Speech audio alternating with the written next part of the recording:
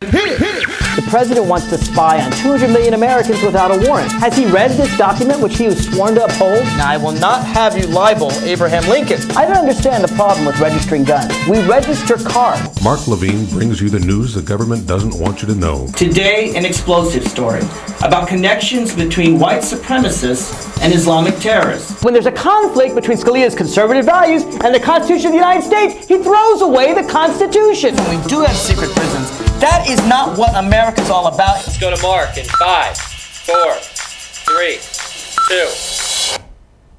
Good evening, America. Welcome to the Inside Scoop. The Greek philosopher Aeschylus once said that in war, truth is the first casualty. Perhaps no more is that true today than in the conflict between Israel and Hamas. Now, it is an existential conflict in the sense that Hamas wants Israel to cease to exist. Israel wants to exist. It's very hard to find a compromise between existence and non-existence. Throughout the broadcast, I'll be showing you part of the Hamas charter so that you could have no doubt as to their intentions. But my concern in this broadcast, when I'll show you the charter, I'll also show you some of the discussions of the Israeli president, Shimon Peres, who's on the left wing of Israeli society, but is very much defending the Gaza war. I specifically, though, want to talk about the media. You see, because perhaps Israel has refused to allow many Western journalists into Gaza, at least during the Gaza conflict, and that may well have been a mistake, or perhaps it was a good idea either to protect the reporters' lives or also to prevent them from giving away Israeli positions, as reporters did in the Lebanon war.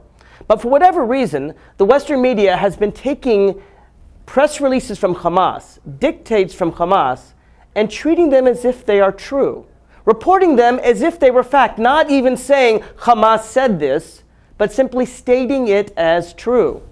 They've been doing the same with United Nations representatives as well, assuming that, for example, the United Nations Relief and Works Agency doesn't have a bias in this conflict. We're going to talk about all of these things. But first, I want to talk specifically about a story that you may have heard about, one that occurred just 3 weeks ago. The story was in all of the major media. It was certainly widely reported in the Washington Post and the New York Times. Perhaps we can show the story right here.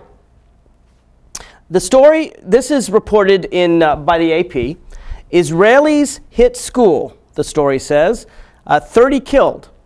And it goes on to say that, even though we know in this story that witnesses saw that there were Hamas militants who shot missiles from the school grounds, shot rockets, I should say mortars, from the school grounds, Israel hit back, and at least according to the AP, Israel hit the school.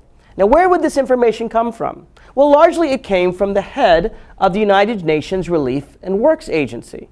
That head would be Irishman John Ging. Here's John Ging the day after the attack, going on the BBC and talking about what he said happened at the UN-run school. Well, it's horrific. These poor people, 400 of them had fled from the northern Gaza Strip last night, seeking refuge because they were no longer safe in their homes. We had given them refuge in our school, and at 11:30 last night, 3 of them were using the toilet facilities in the school, and they had just come out of the toilets, and they were struck by a missile from an aircraft and killed instantly. So it's just again more evidence of how dangerous it is. There's no place in Gaza safe for the ordinary people here, and they're terrorised by the fact that they can be next. The numbers speak for themselves: 600 dead, almost 3,000 injured. They're right to be terrorised. I'll come back to that situation in a moment, but in terms of the school itself, the building, I mean, is it marked at all? Is it identified as a school, a UN building? Absolutely. We have provided the GPS coordinates of every single one of our locations. They are clearly marked with UN insignia, flags flying, lights shining on the flags at night, and so on. It's very clear that these are United Nations installations. Just a final thought on this particular incident. What do you want to happen? I mean, are you calling for an investigation of any sort? Absolutely. Absolutely. They're calling for an investigation, and it sounds horrific. Let's go through the facts. As John Jing says, there were people taking refuge in the school. 3 were using the toilet facilities, and as soon as they stepped outside the toilet, they were struck by missiles and killed instantly. Wow. He says there's no place in Gaza that's safe, and the people are right to be terrorized because no place is to be safe. And they gave the Israel GPS coordinates, even had lights shining on UN targets. It sure sounds like Israel hit that school. The Associated Press reported it. John Jing reported it. How could people come out of toilets and be hit by missiles if they weren't inside the school? Well, last Thursday, a different report came out. One by the Toronto Globe and Mail. This report, even though it came out last Thursday, has gotten extremely little attention in the mainstream press. Indeed, if you Google this report, you will see that only 2 newspapers in the world, one in the UK and one in Israel, have quoted from this Toronto newspaper. And what does the Toronto newspaper say? Well, here it is. Here's the report. Account of Israeli attack doesn't hold up to scrutiny. They go through and they interview John Jing, the exact same John Jing you saw on the BBC. And what you find out in this newspaper is that after witnesses to the attack said no one was killed inside the school, that no missile hit the school, that in fact there were Hamas militants shooting rockets from the courtyard, from nearby the school, and Israel went back and attacked nearby the school, and yes, a number of people were hurt. Anywhere from 30 to 43. We don't know how many were civilians, how many were Hamas operatives. Certainly some civilians were killed, and that is a horrific, awful thing. But John Jing said no place in Gaza is safe. He said that people in the refuge were attacked. Nobody who stayed inside the school was killed by an Israeli strike. Now, isn't that interesting? Shouldn't that be in the news? Let's go through and read what John Jing says. First of all, this is interesting. The teacher, a teacher inside the school, who refused, this is according to the Toronto Globe and Mail, not me.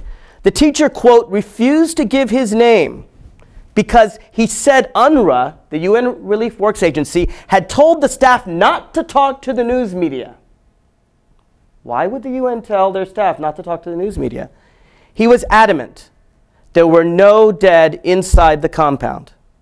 3 of my students were killed, the teacher said, but they were all outside. Hazem Balusha, who runs an auto body shop across the road from the UNRWA school, was down the street. He showed a reporter where they landed, all 3 out on the road. So condemn Israel if you like. Talk about the fact that Israel shouldn't have responded to the Hamas mortar from outside the school. But the headlines? Israel hit refuge? No place in Gaza is safe? Well, but the people in the school were not killed. Huh. So let's hear what John Jing has to say after being confronted by the fact that 2 witnesses in the area disputed what he said. Well, here's John Jing talking to the Toronto Globe and Mail in a story that got virtually no attention in the mainstream press. Quote, no one was killed in the school. I told the Israelis that none of the shells landed in the school.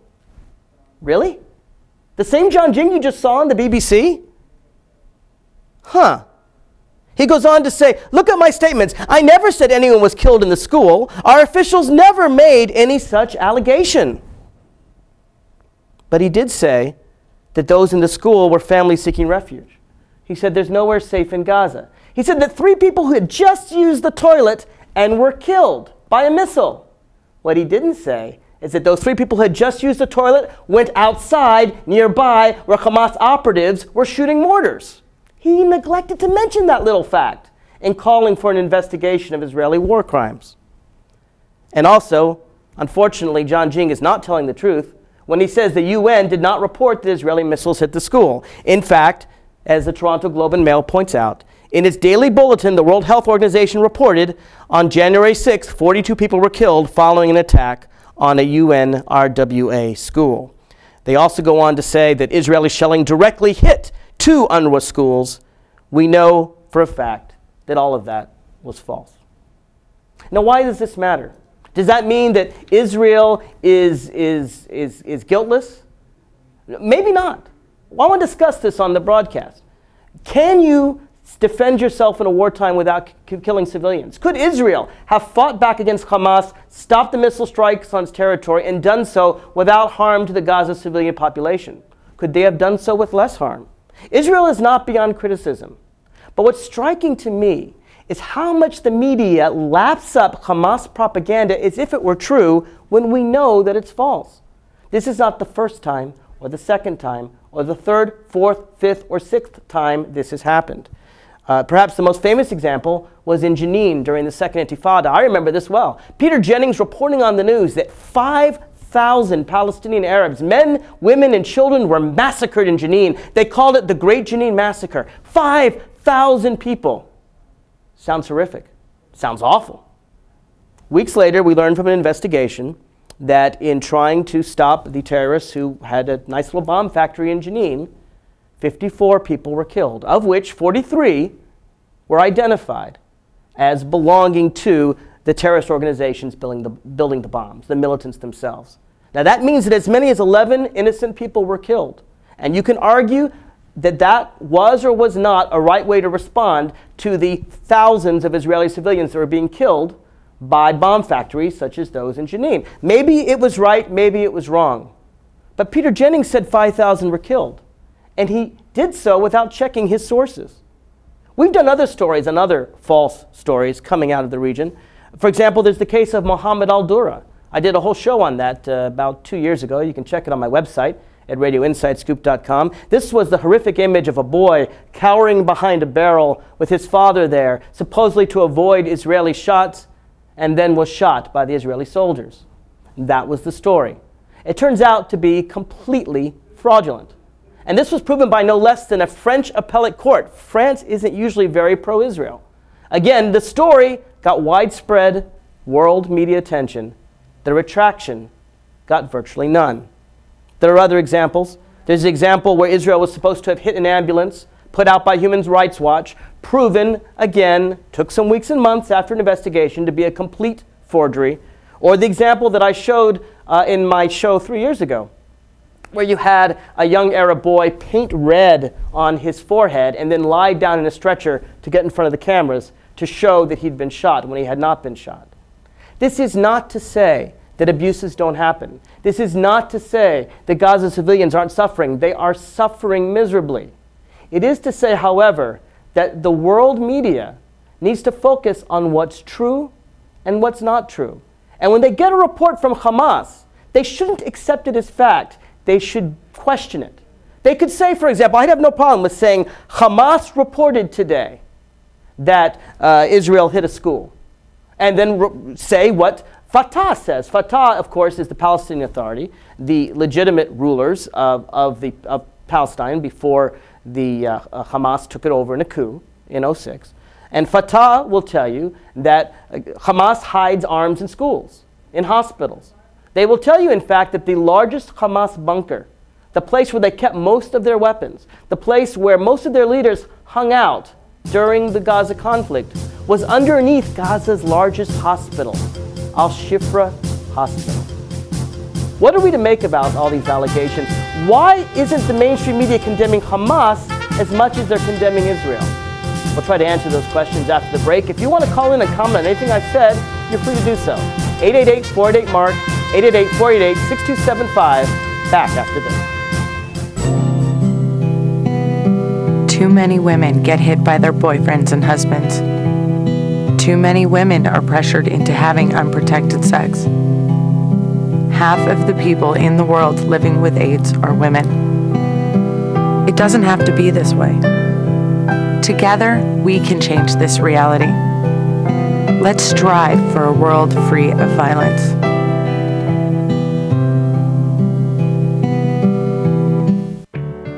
At Volunteers of America, we don't just give kids a way to stay off the streets.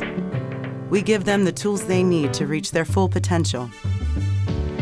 We don't just help the elderly receive needed care. We help them live life to the fullest. We don't just provide food for homeless individuals and families. We provide job training and placement so they can buy groceries. Volunteers of America is a national organization that for over 100 years has provided programs and services that allow people to overcome their challenges to become vital members of their community. At Volunteers of America, we don't just help people, we help people help themselves. Find out how you can support the programs that are working in your community. Contact Volunteers of America today. Call 1-800-899-0089. Drivers face all kinds of distractions. Guys, stop playing. No. Of 127 consecutive. Before your wireless phone becomes one of them, stop. Drive safely. Keep your phone in easy reach and dial sensibly. In bad weather or traffic, call later and use a hands-free device. Remember, with wireless, safety is your call.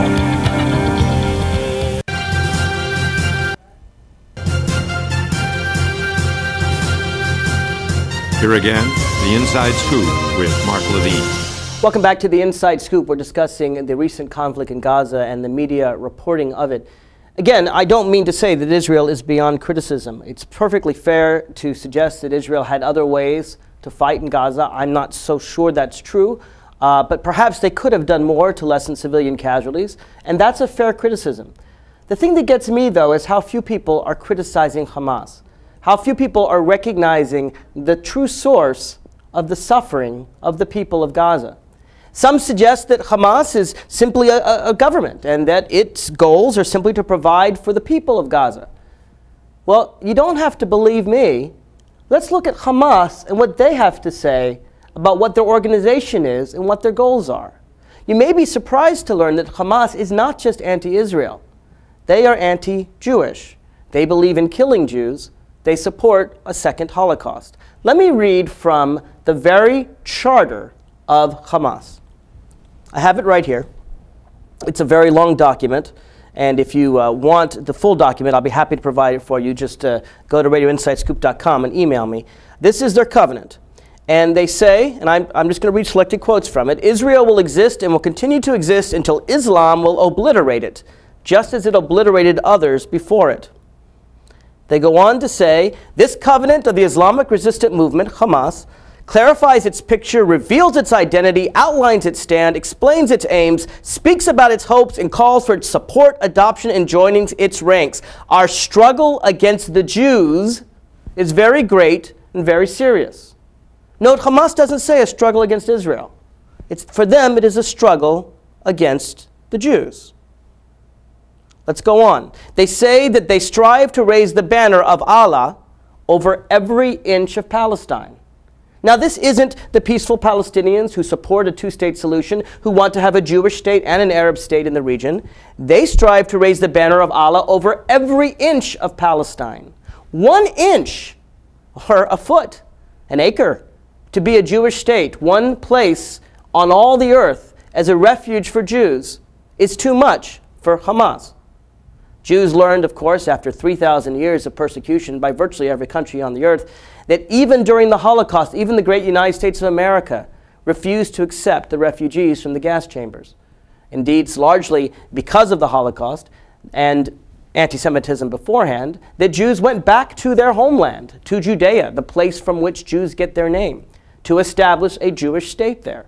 And from the beginning, the Jews were willing to compromise a Jewish state and an Arab state. For Hamas, there is no compromise. For Hamas, every single bit of Palestine has to be an Islamic state. That should worry not just Jews, but Christians and even secular Muslims who may not want to live under an Islamic theocracy. Let's go on and look at more of their charter. It's all, again, it's right here in the open. It reminds me of the people who didn't read Hitler's Mein Kampf and didn't believe that he was out to kill Jews if they'd only read what he wrote. In fact, some say, I've even heard people argue that Hitler didn't really plan the Holocaust till later because Mein Kampf only talks about killing tens of thousands of Jews rather than all the Jewish people. Well, Hamas's charter goes much farther than Hitler's Mein Kampf. Let's go back to the document.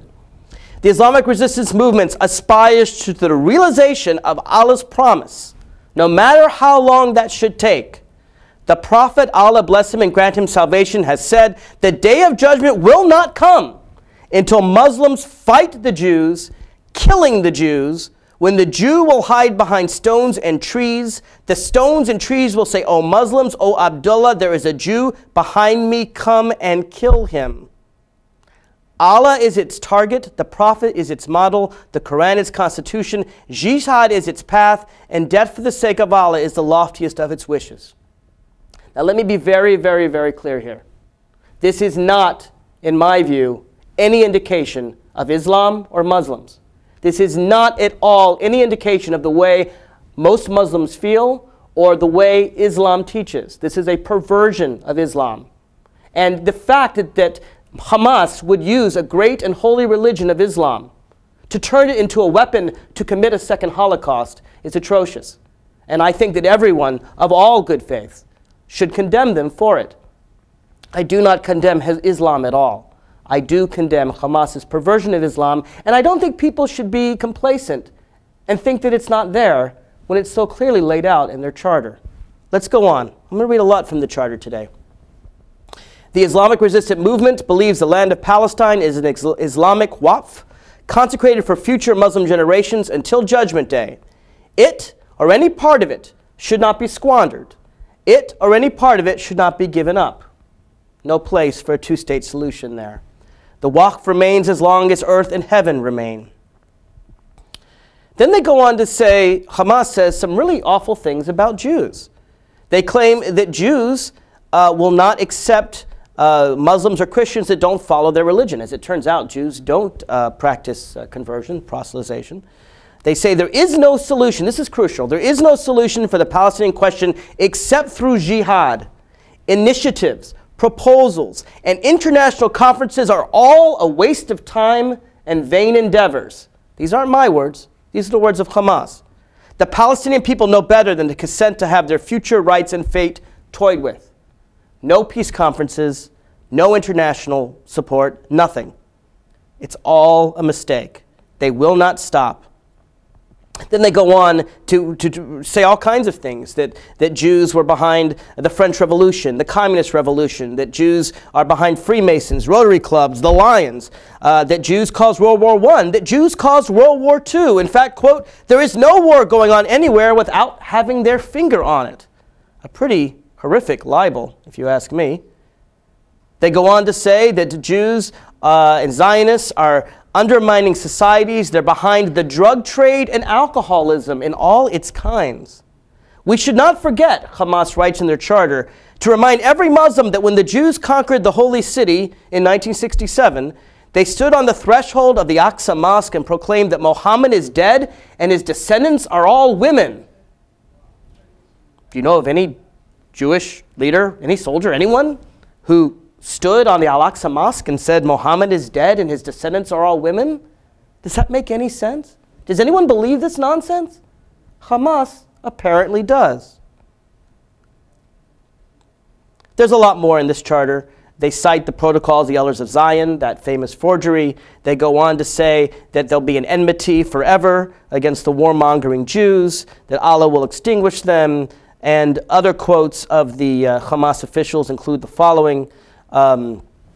Jews are a people who cannot be trusted. They've been traitors to all agreements. Their fate is vanishing. Suffering by fire is the Jews' destiny in this world and the next, said Sheikh Yunus al-Astal of Hamas. We are sure that the Holocaust is still to come upon the Jews. We will not rest until we destroy the Zionist entity. And he goes on to say that Rome has planted the brothers of apes and pigs in Palestine in order to prevent the reawakening of Islam. I assume the brothers of apes and pigs are Jews. Do not doubt that Hamas is anti-Semitic. Do not doubt Hamas's goal of an additional genocide. There is an existential conflict between Hamas and Israel. Israel wants to exist. Hamas wants Israel to cease to exist. So what's to be done? Does this mean that there's no possible solution to Israeli-Palestinian conflict? I don't think so. The Palestinian Authority is the successor to the Palestine Liberation Organization. It was once a terrorist organization, but decided to forswear violence and to negotiate with Israel. Mahmoud Abbas, I have no doubt, is an honorable man who's trying hard to have an agreement. It's very hard to have an agreement when you have Hamas lobbing all these rockets into Israel. I now want to play for you, and we're going to have to take a break in the middle, but I want to play for you some of Shimon Peres's comments. Shimon Peres is the current president of Israel, but the president of Israel is a ceremonial post. The real power is in the prime minister. Interestingly, Israeli voters have consistently rejected Peres for prime minister because they consider him too much on the left, too soft to the Arabs, too conciliatory, too interested in peacemaking. He is considered by most Israelis to be too giving in to the Arabs. But what's fascinating is in the recent World Economic Conference in Davos, Peres got upset. He got upset at the Turkish Prime Minister Erdogan, who had accused Israel of all manner of atrocities in Gaza, some of which were completely unfair. I want you to listen to what Shimon Peres has to say and recognize that Peres is considered on the left of the Israeli spectrum, recognizing that there's an election coming up in Israel just this month.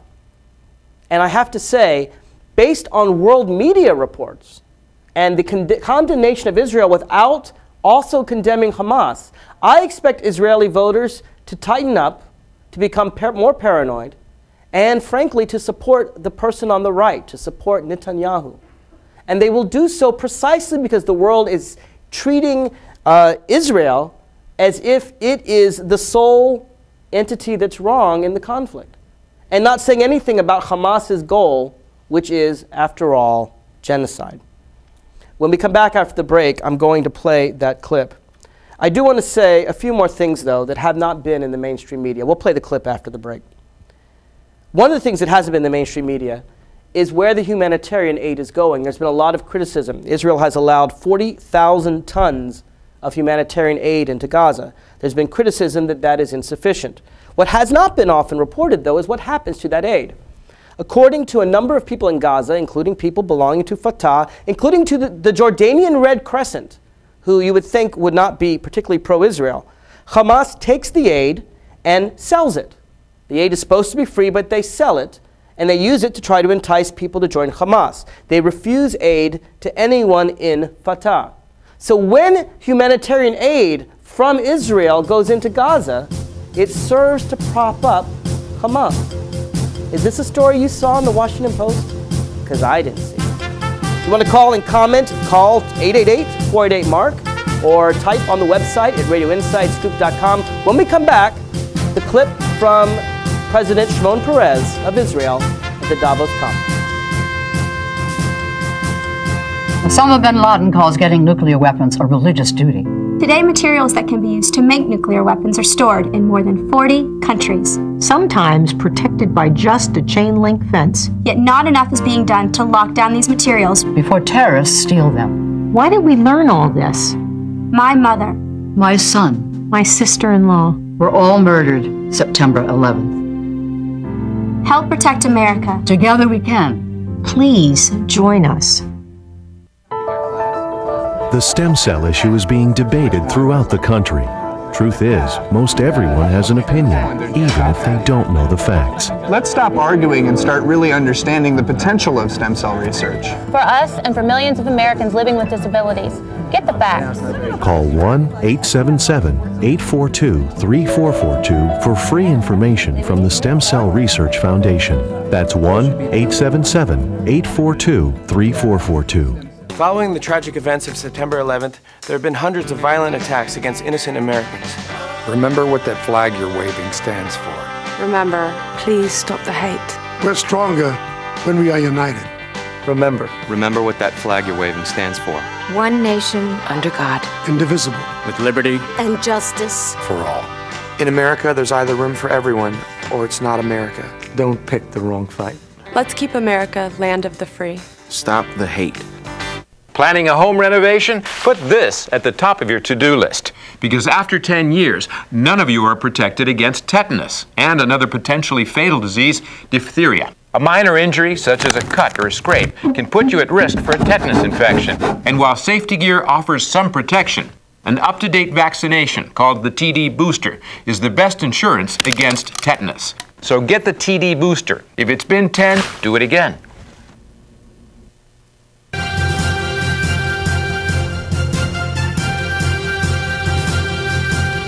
Here again, the Inside Scoop with Mark Levine. Welcome back to the Inside Scoop. I want to play a clip from the World Conference in Davos, Switzerland. This is a clip from a conference that got a lot of attention after it occurred.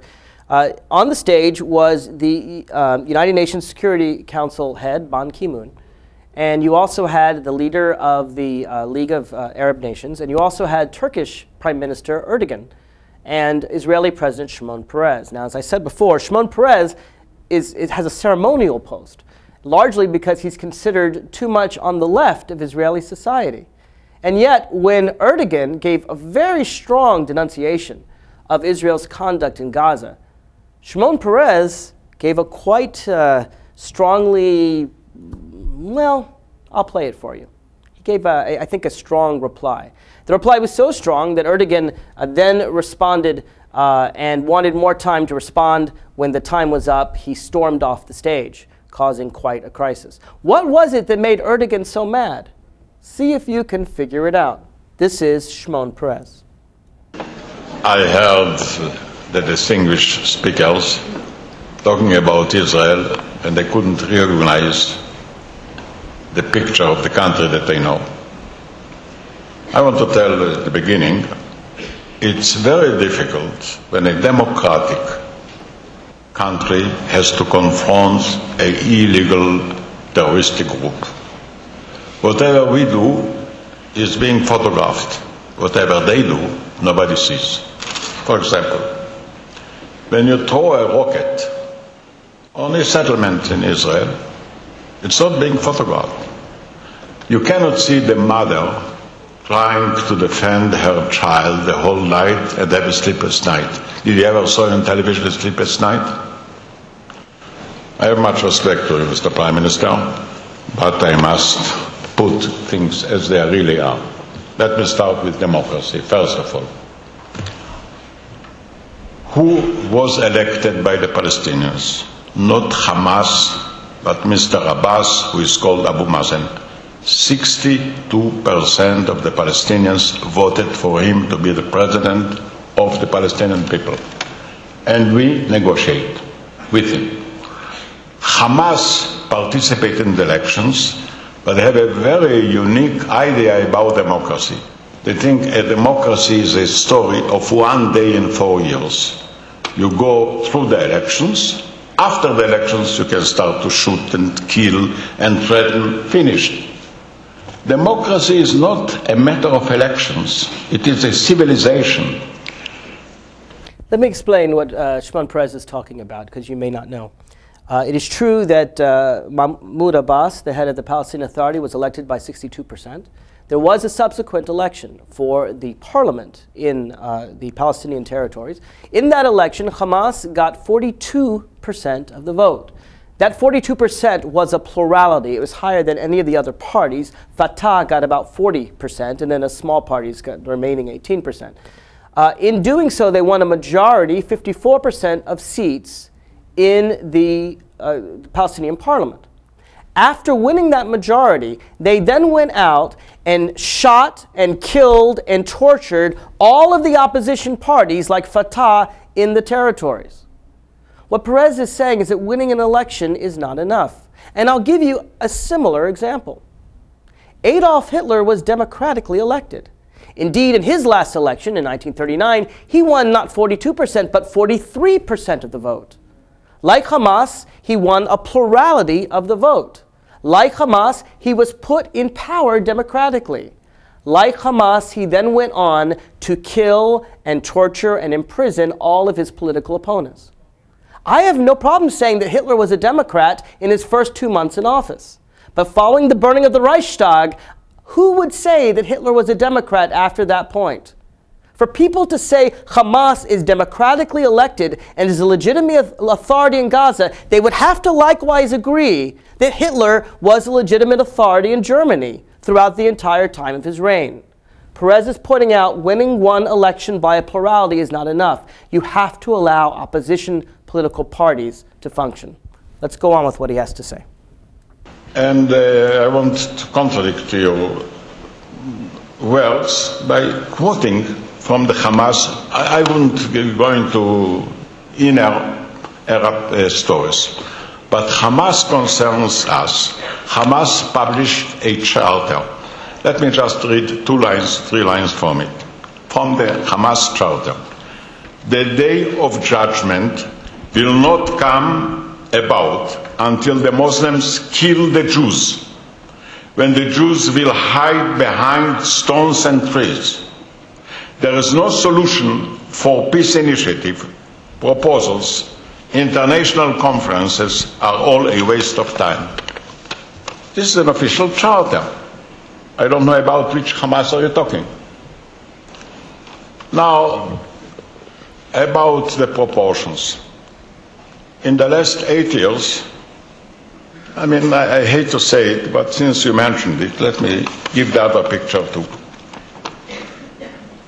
Israel lost 1,167 lives from terrorists. 8,500 were wounded. It wasn't done in 20 days, it was done in several years. We restrained all the time. And then, since the last 4 years, when Hamas took over Gaza, 5,500 rockets and 4,000 mortars, shells, were fired upon civilian life in Israel at random. They didn't care if it's kindergarten, if it's... we didn't answer. For that reason, the ceasefire idea, Mr. Prime Minister, is very strange in our views. We never started fire. And we told the Palestinians time and again, don't fire, there won't be fire. We are not two equal parties at all. We never started. This, I think, is just a crucial point. What Perez is saying is that we didn't need a ceasefire. Israel wasn't firing. They were firing on us.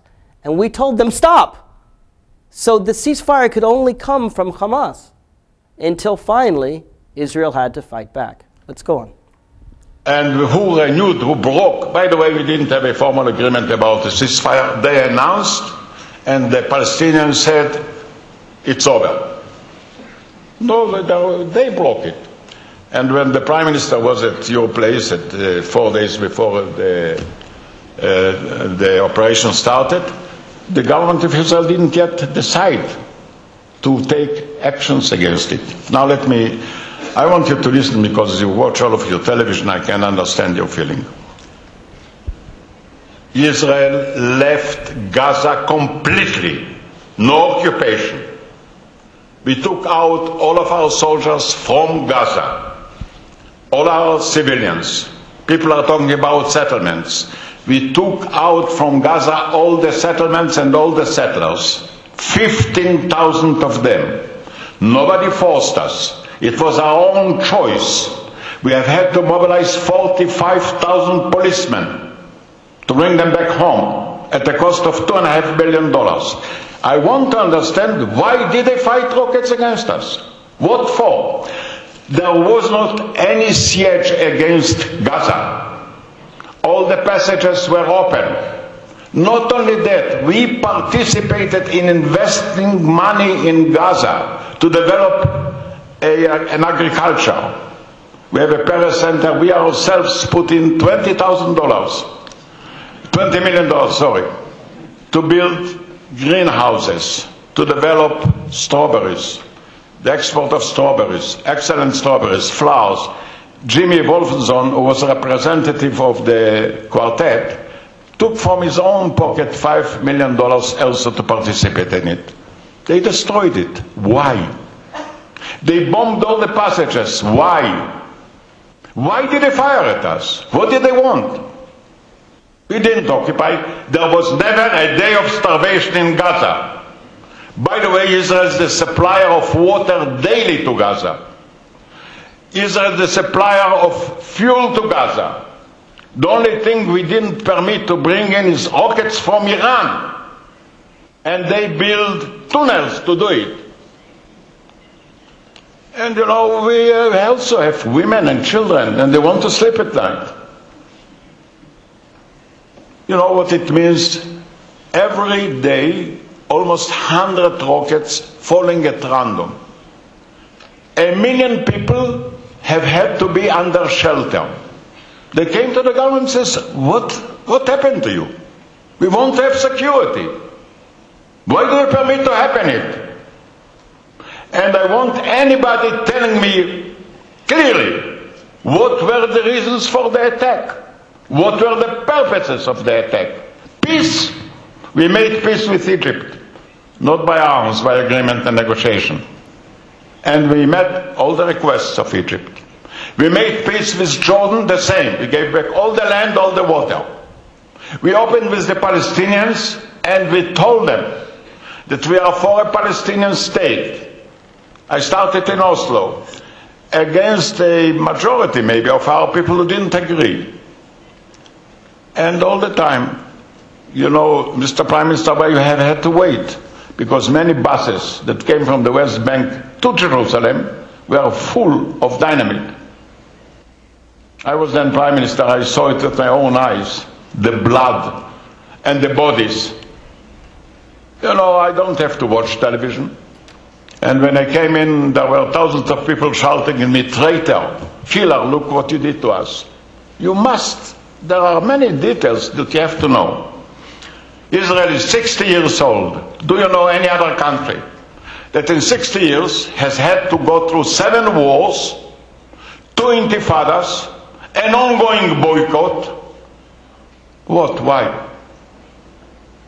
And in spite of it, we made peace with Egypt. I have the highest respect for President Mubarak. By the way, President Mubarak accused Hamas, not us. And President Mubarak knows the situation not less than you, Mr. Prime Minister. And President Abbas knows the situation not less than you do. And he accused Hamas, not us. And then mothers and children came to the government and says, what will happen? 1 million people every night have had to hide themselves in shelters. Mothers with sleepless nights. What do you really mean? By the way, I never saw anybody demonstrating against those missiles. That was okay? Nobody said a word. And we didn't answer. A day in, a day out, a year in, a year out. There is a limit to it. And by the way, and I have much respect also for the Secretary General, who used to be, and I hope is still a friend. I appreciate very much the Arab initiative. But there is a problem in it, and I don't want to hide it. The problem is not the Arab world. The problem is the Iranian ambition to govern the Middle East. They supplied the rockets to Hezbollah. They supplied the rockets to Hamas. They are controversial in the Arab making. And you know what? We didn't have a choice. The leader of Hezbollah, Nasrallah, says, would I know that Israel will react so strongly, we wouldn't start it. Thank you very much. Did Israel have a choice? Should Israel have responded? What would you do if you were leader of a country that had 5,500 rockets and 4,000 mortars? And if you think Israel should have responded, but not in the way it did, I'm anxious to hear from you too. 888-488-MARK. How do you think Israel should have responded? Should it have done nothing and continued to allow 1 million of its citizens to be under rocket fire? How should it have responded in a different way? More when we come back.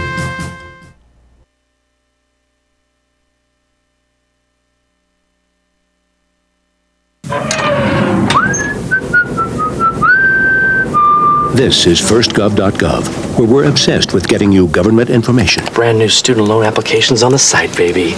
This calls for a celebration.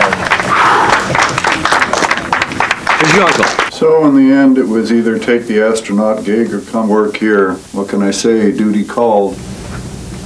Dude, that's my cop. Oh, sorry. Yeah. No, I'm pretty sure that's Sam's cop. Oh, sorry. Yeah. No. Sam's. No. Just log on or email us and get what you need. C, change of address form. That's how it's done. D, driver's license renewal. E, emailing Social Security information. Yeah. Okay. Yeah. Nice, we'll allow it. All right, Ed. What are those? Government surplus cars for auction. You posted those online last time. No, you did. I'm posting them online this time! For all your government information, firstgov.gov. Oh, what have we got here? Sometimes you feel tired. You can't seem to lose those extra pounds off your midsection. And your joints hurt when you take the stairs? Well, you're getting older. But I'm happy to say that there's some simple things we can do to keep you happy and healthy for years to come. We can also lower your risk for some serious diseases the older population is often subject to. Proper nutrition is more important than ever. Your body has changed, you know. Not as many treats. A basic exercise plan, lots of walks and fresh air, and most importantly, come and see me for twice-yearly checkups to help ensure the best possible quality of life. Now, how does that sound? Good boy. Improve the quality of life for your elderly pet. Schedule twice-yearly checkups that include preventive care and regular lab work. A message from the veterinary members of the American Animal Hospital Association.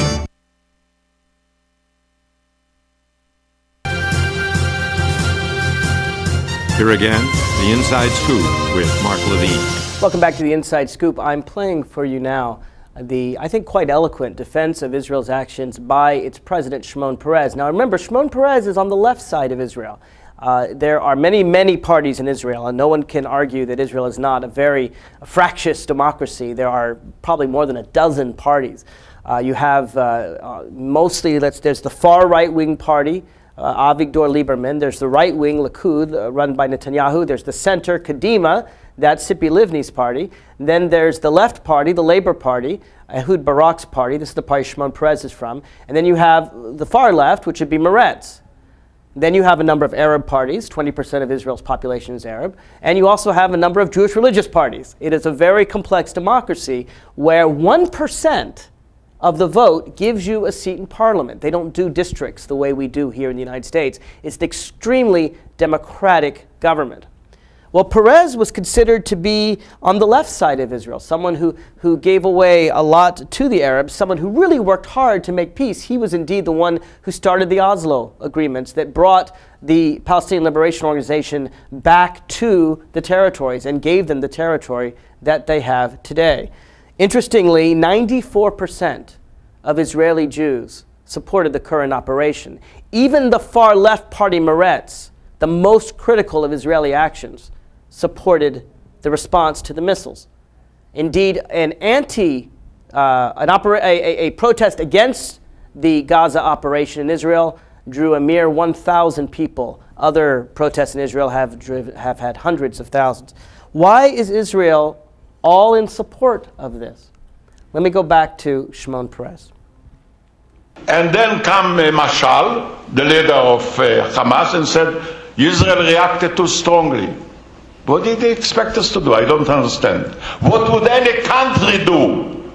What would you do if you would have on Istanbul every night 10 rockets or 100 rockets? And we never gave up. All my life, as you said, Mr. Chairman, I appreciate. I'm fighting for peace. What we did is not the thing that we wanted to do. It's not our choice. Our choice is peace. What we did is because the lack of a choice. We weren't left with a choice. Would you go for such a convention to kill the Jews? Okay, those are words. But to kill the Jews and send rockets to kill them. What do you want us to do? I started to negotiate with Mr. Arafat. I must respect. It wasn't simple. The PLO was at the beginning a terroristic organization. Mr. Arafat agreed to stop terror and go to negotiations. By the way, whatever was achieved positively was achieved not by rockets, not by force, not by power, but by negotiation. It takes time, it takes time. It's a very complicated country. It's a small country with 3 religions, with a lot of history. with different ethnicities. It's not simple. We made peace once, twice. Now we are negotiating with the Palestinians. There was a crisis among the Palestinians. We don't intend to be the one that decides if the Palestinians will be united or not. As long as Hamas did not rebel against the Fatah, it wasn't our business. We didn't say a word. You know what? I'm talking about Israel. Look what the people of the Palestinian people, the Secretary General of Fatah is saying about Hamas 3 days ago. His name is Asser Abed-Rabo, a person that they know and respect, who is the Secretary General of the PLO Executive Committee. And I quoted him. I quote him 3 days ago. Hamas has turned Gaza schools, mosques, all universities into centers of detention, interrogation, and torture. Dozens have been shot in the legs, beaten savagely, and had their bones broken. Hamas only to support broken. Hamas plundered trucks, bringing and distributes it only to the food, only to the supporters of their movement. They didn't give food to the people of Fatah. They killed 100 leaders of Fatah in full daylight. They throw them from the roofs. What do they really mean? Is that a matter of definitions? Israel does not want to shoot anybody. For us, all children are as important as one can think of. I created a Paris Center. I'm going to stop it right here because I still have a lot more to say. Perez's English is not perfect, but his point is clear. Even the Palestinian Authority will tell you that Hamas is torturing people, breaking their bones, throwing people from roofs. If you go to my website, you will see the links I have to stories about Hamas shooting Palestinians for doing such horrific things as, yes, smiling in public. They felt that anyone smiling in public during the conflict between Israel and Hamas was an enemy of the state, an enemy of Hamas, and they shot those people in the kneecaps. So here's my question. Here's my question. If you want to condemn Israel, if you want to attack Israel, that's fine. People have a right to make whatever opinion they want. But I have a real significant problem with those that attack Israel and don't also attack Hamas. I have a question from a listener. How do I feel about Tony Blair, and the current British Prime Minister who want to negotiate with Hamas? What I think about Turkish Prime Minister Erdogan? I don't think there is negotiation with Hamas. Hamas has said we won't negotiate. Hamas has said we won't give an inch. Hamas has said our goal is a second Holocaust. How do you negotiate with someone like that? I mean, it seems to me that Neville Chamberlain had a better chance with Adolf Hitler to negotiate than the current Prime Minister of Britain does with Hamas. Now, if people want to do, like Egypt is trying to do, and I really respect Egypt's role in trying to talk to both sides, fine. Fine. But do I trust Hamas to keep its agreements? No, I don't. Not at all. How do you end the suffering of the people of Gaza? You only do it by getting rid of Hamas. So here's my question, and it's for people on the left and for people on the right. There's rising anti-Semitism across the world. Synagogues are being bombed. Jewish schools all across Europe, South America, Venezuela, Turkey are being harmed. And I can't tell you how many people I hear, liberal talk show hosts, saying, I'm not anti-Semitic, I'm just anti-Israel. Let me state, if I could, what I think is the distinction. Can you be against Israel's policies without being anti-Semitic? Of course you can. Of course you can. I'm often against American policies. I'm often against Israeli policies. To be against Israeli policies does not make you anti-Semitic. But one liberal talk show host recently quoted a man named Paul Craig Roberts. Paul Craig Roberts has said that Jews control the media. Paul Craig Roberts has said Obama should be tried for war crimes. Paul Craig Roberts has said 9/11 was a conspiracy by the United States government. Those things were not discussed very much. This liberal talk show host instead quoted Paul Craig Roberts for saying, quote, "There's no difference between the massacres in Gaza caused by Israel and the crimes for which the Nazis were tried at Nuremberg." Is that anti-Semitic? I think it is. There's a huge difference between fighting in self-defense and genocide. If you criticize Israel's behavior as disproportionate, that's fair. If you compare Israel to the Nazis, are you an anti-Semite? Yes, I think you are. You have to be. What is the purpose of comparing 1,000 civilian deaths, if it's that much, and it may well be, with 6 million men, women, and children sent to gas chambers? Do you know what genocide means? Genocide is the systematic attempt to destroy an entire people. It's going on right now in Darfur. Almost 1 million black Muslims, as it happens, are being killed by Arab Muslims as we speak. That, my friends, is genocide. What happened in Cambodia was genocide. What happened in Rwanda was genocide. In Gaza, you have 250,000 people there in 1950 and 1.5 million today. Their population has grown more than any other place on earth, virtually, 6 times in 50, 60 years. Whatever Israel's doing in Gaza, it's not genocide. And to say so, let me suggest to you, is purposely said to demean the Holocaust, to demean Holocaust victims. If you compare Israel to the Nazis, you are trying purposely to say the Holocaust was no big deal. It's just fine. Now, I know this liberal host said that he didn't always agree with Paul Craig Roberts. I would hope that he and others would not cite him again. And let me just say this. I'm willing to accept criticism of Israel. I'm willing to accept people who protest against Israel's actions. But I want to see those same people out there protesting against Hamas torturing and plucking the eyes out of innocent people in Gaza. If they were to protest those and Israel's actions, I would believe they are of good faith. But if they only protest Israel, if they only are concerned when Jews kill Arabs in self-defense, and they're not concerned when 1 million Iraqi and Iranian innocent civilians are killed in the Iran-Iraq War of 1982, or when Syria wipes out their 4th largest city of Hama, or when Jordan is in Black September killing thousands, if the only Arab civilians that people care about are those killed by Jews, then I would suggest to you that those people who are criticizing Israel don't really give a damn about Palestinian Arabs.